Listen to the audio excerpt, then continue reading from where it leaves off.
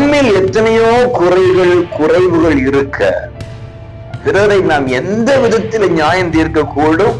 ஒவ்வொருடைய பாதையும் ஒவ்வொன்றாக காணப்படுகிறது. அந்த இடத்துல நம்ம நின்னாதான் அவருடைய பிரச்சனை என்னங்கிறது தெரியும்.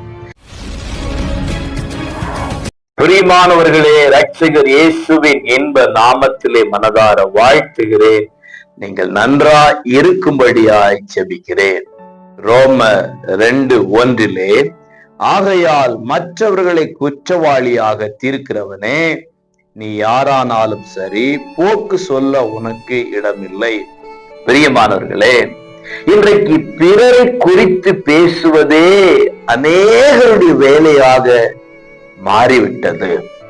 பிறரை குற்றவாளிகளாக பார்ப்பதும், குற்றவாளிகளாக பேசுவதும், பிறரை குறித்து நியாயம் தீர்ப்பதும், இவர்கள் இப்படித்தான், அவர்கள் அப்படித்தான், இதுதான் இவர்கள் குணம் என்று சொல்லி பிறரை குறித்து பேசுகிறதே பலருடைய வேலையாக, பொழுதுபோக்காகவே மாறிவிட்டது.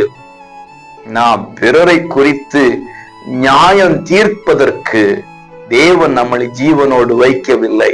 தீர விசாரிக்காமல், ஒரு காரியத்தை நன்றாக அறிந்து கொள்ளாமல் பிறரை குறித்து பேசுவதை நிறுத்தி கொள்ள வேண்டும். நாம் தீர்க்கிறபடியே நமக்கு தீர்க்கப்படும்.